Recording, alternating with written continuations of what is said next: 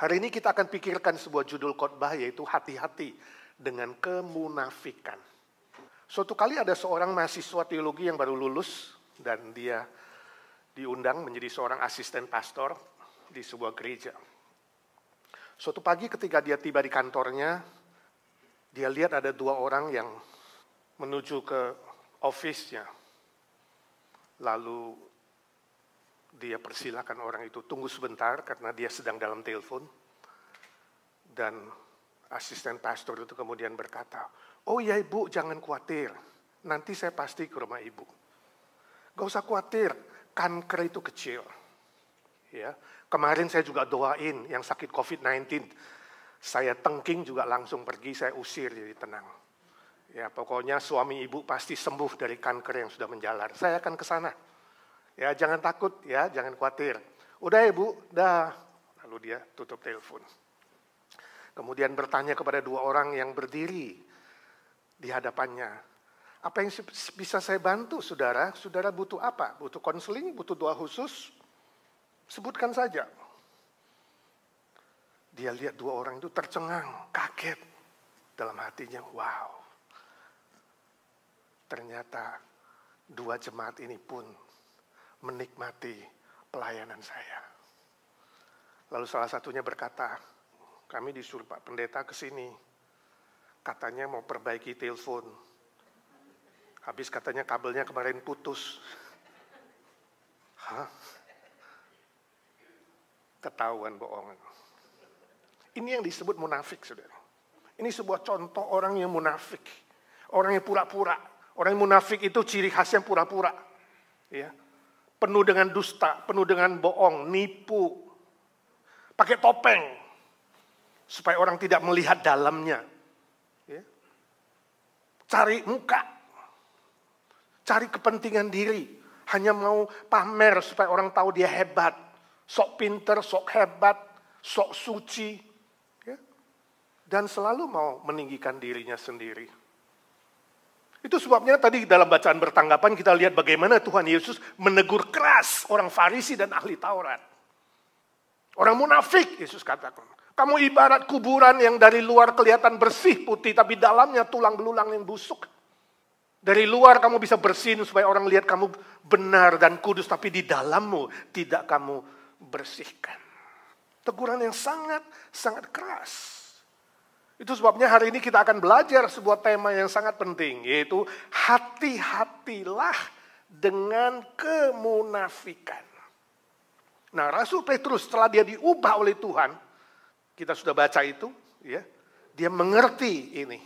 Dan dia ingin iman dia bertumbuh dan iman kita juga bertumbuh. Dan dia mengajarkan 7 tangga pertumbuhan iman. Kita sudah pelajari 2 minggu yang lalu. Tangga yang pertama, iman tanpa kebajikan sama dengan mati. Jadi iman saja tidak cukup, perlu tambah kebajikan. Lalu kita juga pelajari minggu lalu, kebajikan tanpa pengetahuan. Nah, itu lantai kedua, atau tingkat kedua, atau tangga kedua dari iman kita. Ya. Kebajikan tanpa pengetahuan sama dengan buta. Picik, gampang disesatkan. Dan hari ini kita akan belajar tangga yang ketiga. Mari kita baca 2 Petrus 1 ayat 5 dan 6. Firman Tuhan dalam 2 Petrus pasal 1 ayat 5 dan 6. Bersama-sama kita membaca. "Justru karena itu kamu harus dengan sungguh-sungguh berusaha untuk menambahkan kepada imanmu kebajikan. Dan kepada kebajikan pengetahuan. Dan kepada pengetahuan penguasaan diri. Dan kepada penguasaan diri ketekunan. Dan kepada ketekunan kesalehan." Perhatikan saudara ayat 6a. Dan kepada pengetahuan penguasaan diri. Ini pelajaran yang sangat penting. Sebab saudara, ya, sebab pengetahuan yang kamu punya tanpa penguasaan diri sama dengan munafik. Nah, ini pertanyaan kita minggu lalu. Apa akibatnya, bahayanya kalau seorang banyak tahu? Ya, kalau banyak tahu jadi sok tahu. Bisa. Banyak tahu kemudian jadi merasa lebih hebat, lebih pintar, lebih titik-titik dari orang lain. Dan tidak hati-hati bisa jatuh dalam kemunafikan. Jadi pengetahuan tanpa penguasaan diri sama dengan munafik. Nah, di ayat 6a itu muncul istilah penguasaan diri dalam bahasa Yunaninya itu ekrateia. Bahasa Yunani di sana artinya kemampuan seseorang untuk memegang dirinya. Atau kemampuan seseorang untuk menguasai atau mengontrol dirinya. Itu ekrateia. Filsuf yang terkenal bernama Aristoteles pernah mengatakan bahwa di dunia ini ada 4 jenis manusia dalam hal perasaan dan rasionya. Dalam relasi perasaan dan pikiran itu ada 4 jenis manusia. Jenis yang pertama itu orang yang gak pakai perasaan. Nah, saudara pernah ketemu orang begitu gak? Gak pakai perasaan, jadi rasio tok. Ya, bahasa Yunaninya sophrosune.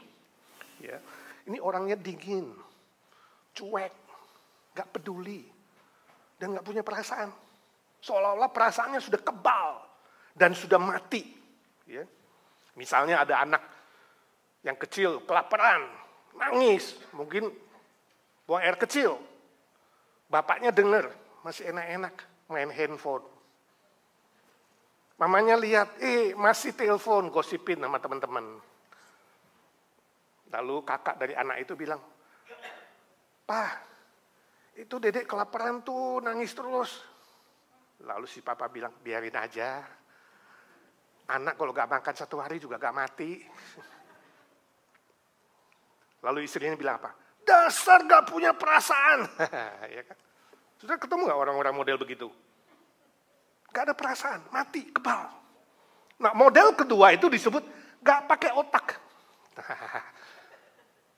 Di satu yang gak ada perasaan, kedua ya gak pakai otak. Emosi tok. Ya, bahasa Yunaninya akolasia. Ya. Ini orang-orang yang hanya ikuti nafsu dan perasaan dia saja. Ya. Otaknya sudah kebal, sudah tumpul, gak pernah dipakai. Misalnya ini orang udah sakit, batuk-batuk gak sembuh-sembuh. Ya kan? Tapi maunya makan gorengan, makan yang minyak-minyak. Ya kan? Pasti istrinya bilang, "Kamu gak punya otak ya?"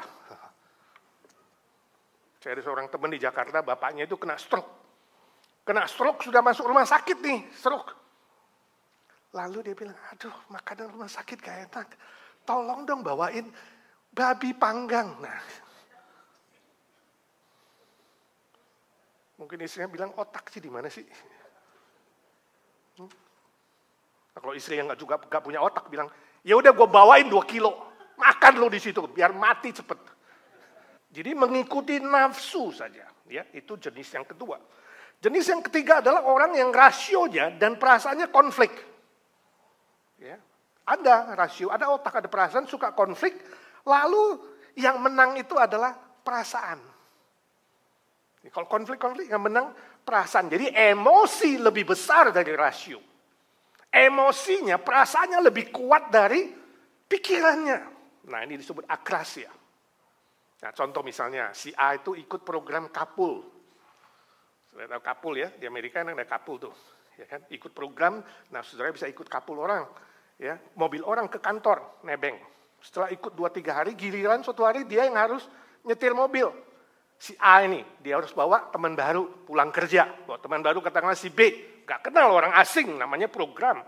Karena satu jalur kemudian boleh ikut. Lalu B naik ke mobilnya. Waktu naik ke mobilnya dia nyetir, ini orang baru, teman baru nih, nyetir, baru 1 mil, sadar dia. Dia pegang jaketnya dekat situ, lah dompetnya nggak ada. Lalu si A pikir, wah ini gila ini, baru pertama kali ikut gue Kapul sudah nyolong dompet gue. Aduh kalau gue gak hati-hati ntar gue bisa diapain ya. Gue harus buat sesuatu. Jadi konflik antara rasio dan perasaan dia terus berpikir. Lalu yang menang perasaan, dia ikut nafsunya. Dia langsung pinggirin mobil, cet. Ya, pinggirin mobil, dia langsung bilang, "Mana dompetnya? Keluar dari mobil ini sekarang juga." Waduh. Jadi orang itu takut langsung kasih dompetnya dan keluar, ditinggal di pinggir jalan. Dia tancap gas, dia nyetir pulang. Sampai ke rumahnya, wah dia rasa lega, oh aman. Dia bilang sama istrinya, "Aduh, gue hampir tadi dirampok. Istri bilang, aduh lu jangan tegang dulu, gue mau bilangin. Tadi pagi saya mau telepon kelupaan. Saya mau bilangin mas, dompetmu ketinggalan di meja makan.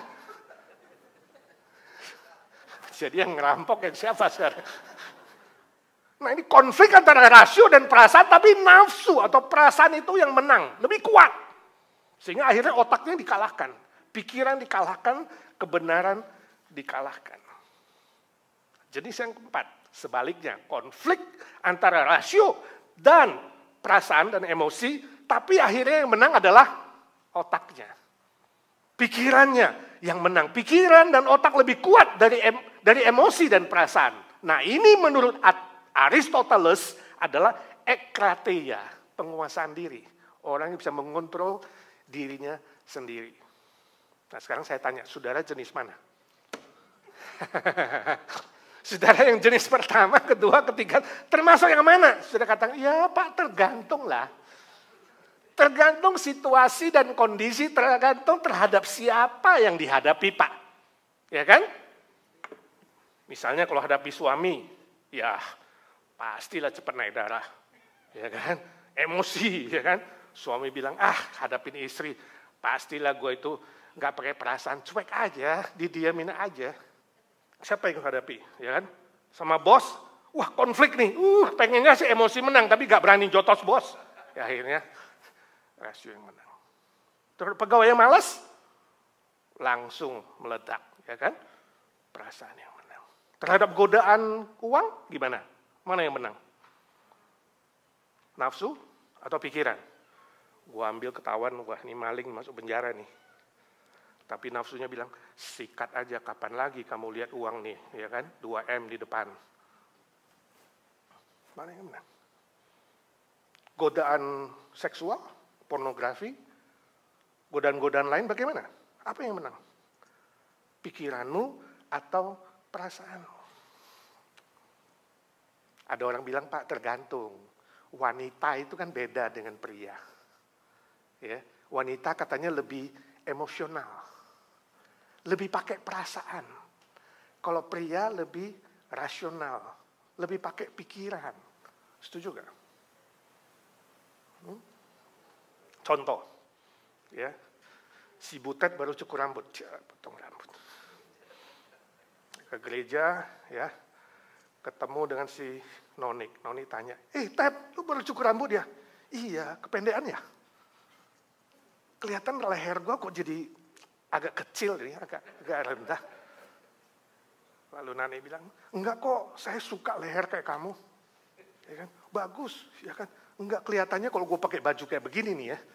Ya agak lebar nih, bahu saya jadi kurang bagus. Bagus kok, katanya.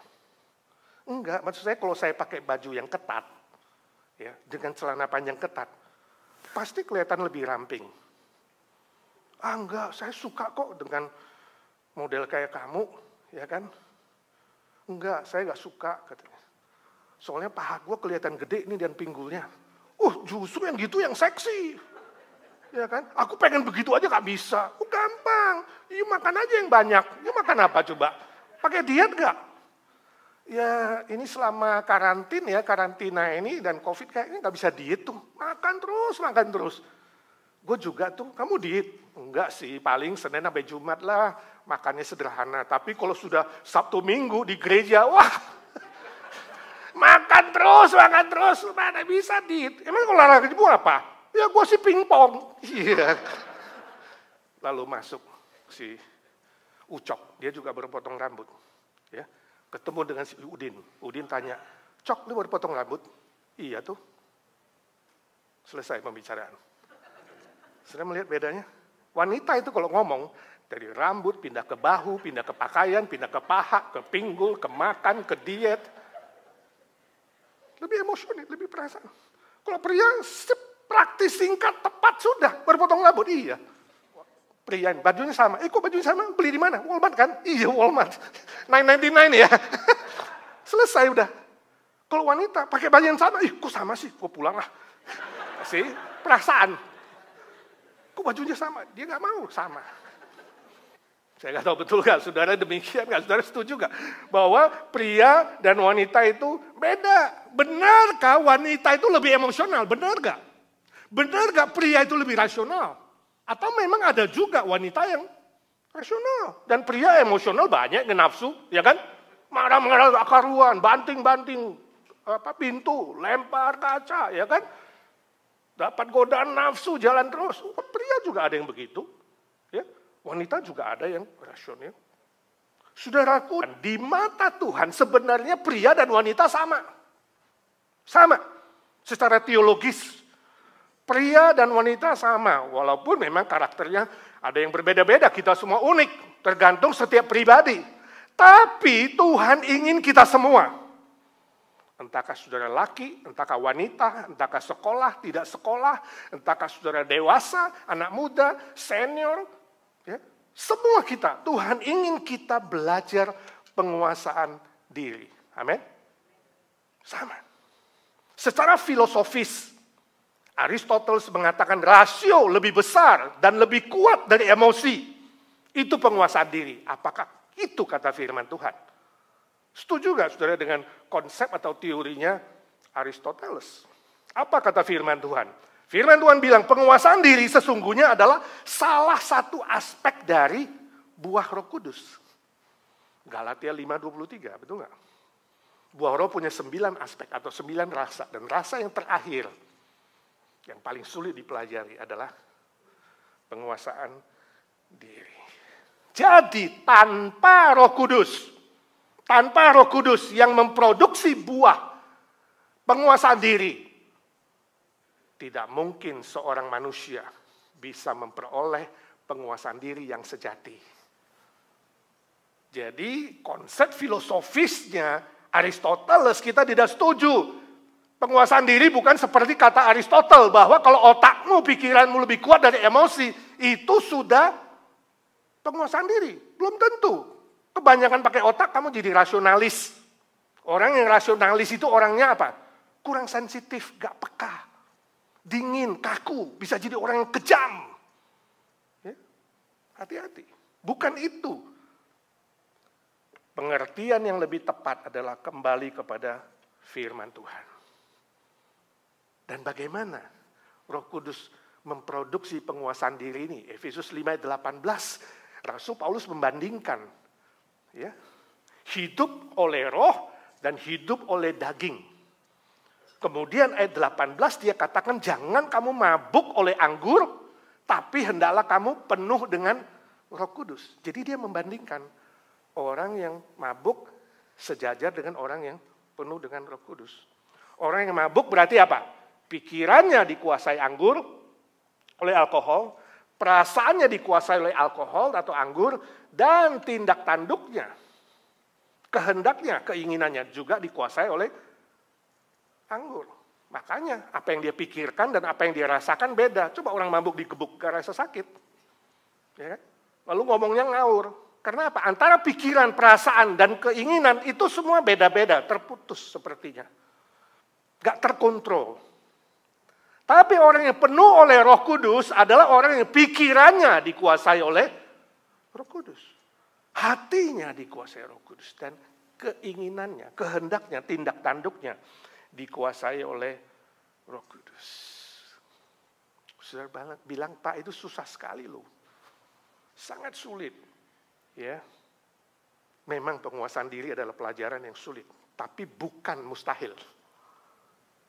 Bukan tidak mungkin. Sebab Tuhan kita tidak pernah memberikan firman Tuhan yang tidak mungkin bisa kita lakukan. Enggak, dia enggak keterlaluan. Kalau dia berikan firman, dia akan kasih kekuatan. Kita bisa melakukannya. Jadi tidak harus selalu kalau saudara konflik antara rasio dan perasaan, tidak selalu pikiran harus menang. Yang harus menang adalah apa? Pimpinan Roh Kudus. Penuhlah oleh Roh Kudus, artinya pimpinan Roh Kudus. Yang menang haruslah firman Tuhan dalam pikiranmu.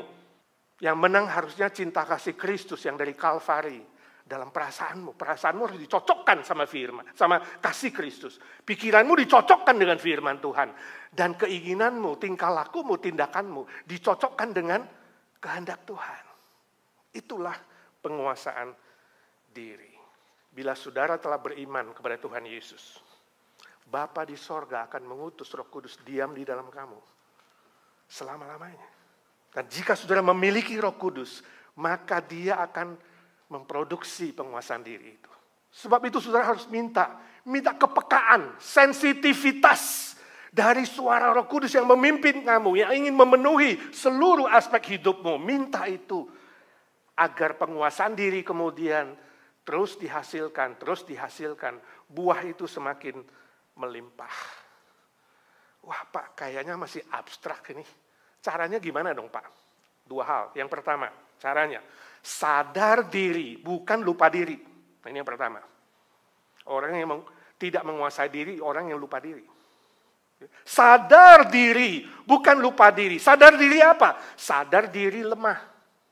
Sadar dirimu itu terbatas. Sadar dirimu tidak sempurna. Nah, kesadaran ini bisa membuat kita kemudian lebih rendah hati. Gak meninggikan hati. Rendah hati dan selalu bersandar kepada anugerah Tuhan dan belas kasihan Tuhan. Orang yang tidak sadar diri akan lupa diri, merasa dirinya lebih hebat, lebih pintar, lebih benar, lebih suci, ya, lebih titik-titik dari orang lain. Dan efeknya adalah jadi munafik. Efeknya adalah cenderung menghakimi orang lain karena dia merasa dia lebih hebat, orang lain semua salah dan rendah. Saya baca cerita suatu hari ada seorang businessman, katakanlah namanya Pak Acong, ya, dia businessman. Dan dia seorang majelis gereja. Lalu suatu kali setelah dia pulang dari Singapura, tiba di airport, dijemput oleh beberapa majelis temannya dan sekretaris pribadinya. Ya. Lalu keluar dari terminal dan jalan, sekretaris langsung lapor. Pak, mau kasih tahu, itu Pak Amin, ya, salah satu majelis, rumahnya kebakaran. Tuh kan saya sudah bilang, ya, ini memang sudah sepantasnya bagi dia. Tapi Pak, kata sekretaris, tapi dia belum teruskan, dipotong lagi. Saya bilang, udah sepantasnya. Sebab dia majelis yang paling pelit, ya, dan paling suka bikin gara-gara. Males lagi, ya kan? Meeting jarang datang juga telat, pulang pagian. Ya. Tapi Pak, kata majelis yang satu lagi, saya juga mau kasih tahu, kesel apa? Sudah, bagi saya kebakaran rumah Pak Amin itu adalah penghakiman dari Tuhan. Dia harus terima itu hukuman. Ya, sekretaris bilang, sambil jalan bawa koper menuju ke mobil, tapi Pak, apa? Kamu mau bilang apa? Dia angkat dagunya, dia cakap, lu mau ngomong apa dari tadi? Pak, tapi rumah Bapak juga kebakaran. Dia pengen dahinya, oh Tuhan. Ya sudah, mari kita pulang. Yesus bilang orang munafik melihat gajah di mata orang lain. Tidak melihat semut atau selumbar atau debu di mata sendiri. Sadar diri. Gak ada manusia yang sempurna. Sadar diri kita semua lemah. Kita semua terbatas. Kita semua membutuhkan anugerah Tuhan. Dan kesadaran itu kemudian membuat kita menguasai diri. Gak sembarang bicara. Ya, pikir 2 kali, bicara 1 kali. Jangan bicara 1 kali, mikirnya gak pernah. Atau apa yang dipikirin, apa yang diomongin beda. Sadar diri. Jangan cepat-cepat merasa lebih hebat, angkuh. Ya. Paling benar, paling hebat, kemudian seperti munafik dan Farisi yang cepat menghakimi orang lain. Tanggalkan itu. Kesadaran diri bahwa diri kita lemah dan terbatas akan menolong kita menanggalkan kesombongan dan memakai rendah hati. Oh, rendah hati itu pelajaran yang sulit, saudaraku, sebab itu pelajaran seumur hidup. Seumur hidup. Ibu bisa rendah hati 1-2 tahun, tapi begitu tinggal 2 tahun sebelum mati, tahu-tahu jadi gak karuan, bisa. Yaitu seumur hidup. Ini mirip dengan kesetiaan. Jangan cepat-cepat bilang, inilah temanku yang paling setia dan rendah hati. Belum tentu sebelum nafas terakhir. Pelajaran yang sangat sulit, tapi bisa. Ya, bisa, Tuhan bisa menolong kita. Kita bisa lakukan itu. Ingat, makin banyak berbuat baik, makin sadar diri gak ada apa-apanya. Penting ya. Makin banyak pengetahuan, makin sadar belum tahu apa-apa. Ya. Jangan karena sudah ada S1, waduh, lalu sepertinya kepalanya naik 1 tingkat. S3 gimana? Makin belajar, makin rasa gak tahu. Seperti padi, makin runduk. Makin banyak memberi, makin sadar, aku belum buat apa-apa Tuhan. Makin banyak melayani, makin sadar. Selalu bersyukur kepada Tuhan. Tuhan, kalau bukan pertolonganmu, aku gak bisa. Semakin bersyukur, tahu berterima kasih. Pikiran dan sikap yang sedemikianlah melahirkan penguasaan diri. Ya, sudah mulai konkret belum? Selalu sadar. Diriku siapa sih Tuhan? Di matamu kayak debu. Ya, ditiup aja hilang. Siapa sih aku ini Tuhan? Ya, aku gak ada apa-apanya Tuhan kalau bukan Engkau. Sadar itu. Seperti Yohanes Pembaptis. Yohanes Pembaptis itu nabi besar loh. Yesus bilang, di bumi dia paling besar, di sorga gak ada yang menandingi dia. Wah, paling besar. Tapi dia bilang apa? Tuhanku, dia yang harus makin bertambah. Aku harus makin berkurang. Membuka tali kasutnya pun aku tidak layak. Wow. Sungguh sebuah sikap dan pikiran dan praktek yang sangat-sangat baik. Walaupun dia seorang pelopor Mesias. Pelopor saudara pakai sepeda motor dulu, di belakang menteri atau presiden, yang di depan sepeda motor. Siapa yang sebenarnya lebih hebat? Hah? Yang belakang dong. Jangan naik motor karena di depan itu, lalu gini. Naprak saudara, natek. Sadar diri dan rendah hati.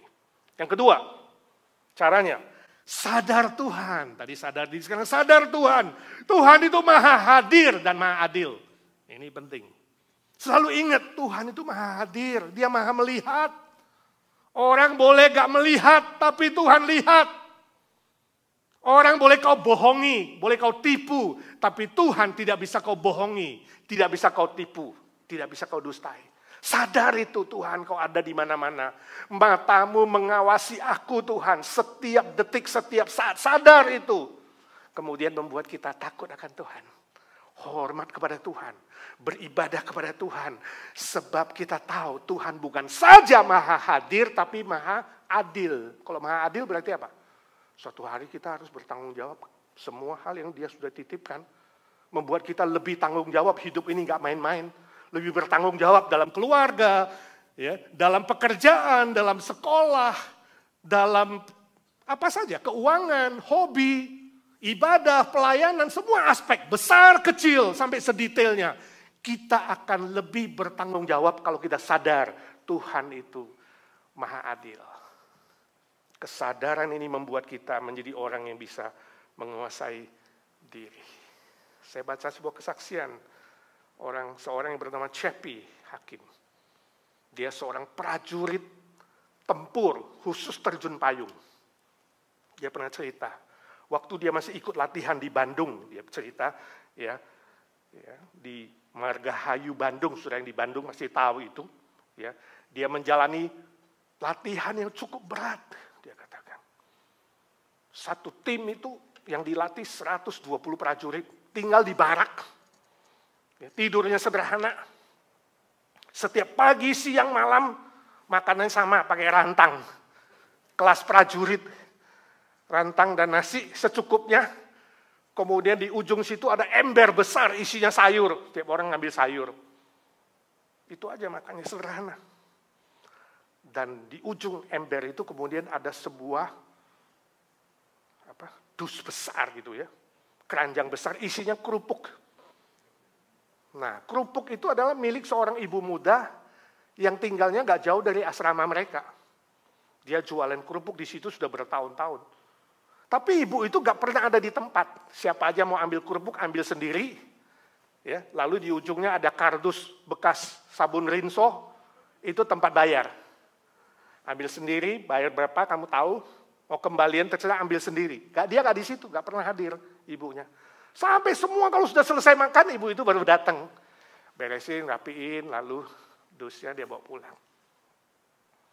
Nah, si CP ini pikir, wah ini hebat juga ini ya. Jualan tapi nggak diliatin. Lalu iseng suatu hari ditanya ibu itu, Bu, ngomong-ngomong, ibu jual kerupuk rugi gak sih? Ada gak sih ini prajurit yang makan gak bayar? Atau nipu ambil 5 bayar 1? Ibu itu bilang, sudah bertahun-tahun saya jualan kayak begini. Gak pernah tuh, selalu untung, gak pernah defisit. Ya. Penasaran, kok ini prajurit hebat sekali ya? Makannya sederhana, ada godaan kerupuk, ya, bisa free lagi. Lalu tanya pelatihnya. Pelatihnya beberapa mengatakan begini, ya selama bertahun-tahun ibu ini jualan kerupuk, gak ada yang berani mencuri atau makan gak bayar. Ya. Sebab mereka itu percaya, siapa yang gak bayar, besok terjun payung gak buka. Payungnya gak buka, mati berkalang tanah. Berani lu gak bayar. Ya mungkin itu mitos katanya. Mitos yang sudah lama terjadi, ada yang memang dulu payungnya gak buka, mati. Nah ternyata itu memang terkenal tukang makan kerupuk gak bayar. Jadi cerita itu jadi merata di situ. Setiap prajurit masuk gak berani gak bayar. Untung kita makan di agensi gak bayar gak apa-apa. Tapi poin saya saudara dari cerita ini adalah bahwa manusia itu bisa kita bohongin. Bisa kita tipu. Tapi Tuhan gak bisa. Dia maha hadir, dia maha melihat, dia maha tahu. Dan dia maha adil akan menuntut itu. Harusnya kesadaran ini membuat kita kemudian bisa menguasai diri. Tidak jadi orang munafik yang pura-pura. Bisa pura-pura di depan orang, gak bisa di depan Tuhan. Ya. Pakai topeng di depan manusia bisa, gak bisa pakai topeng di hadapan Tuhan. Terbuka. Dia melihat sampai ke isi hati kita yang paling dalam. Membuat kita kemudian meninggalkan dan menanggalkan kemunafikan itu. Buang dusta, buang tipu, buang topeng. Sebab Tuhan tahu. Buang motivasi yang suka pamer diri. Buang itu. Untuk meninggikan diri, buang itu.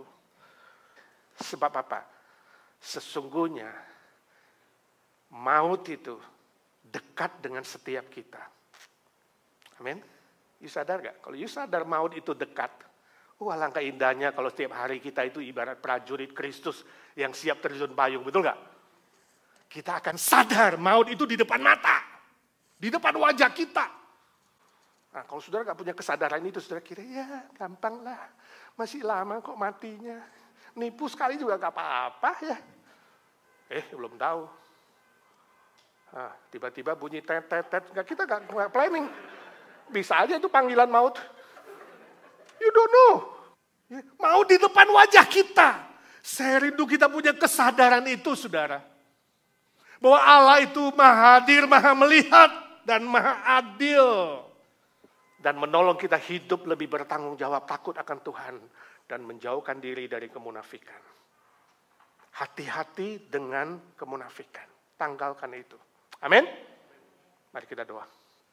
Ya Tuhan, suara hamba-Mu sudah berhenti. Ya Roh Kudus Engkau yang tinggal di dalam kami, teruslah berbisik-bisik, memimpin, menuntun. Supaya kami semua sensitif, peka mendengarkan bimbingan-Mu, nasihat-Mu, teguran-Mu. Dan kami diubah dari hari ke hari. Semakin berkenan kepadamu, semakin memuliakan Engkau ya Tuhan. Dan menanggalkan kemunafikan. Berdoa bersyukur dalam nama Tuhan Yesus, Juru Selamat kami yang hidup selama-lamanya. Amin.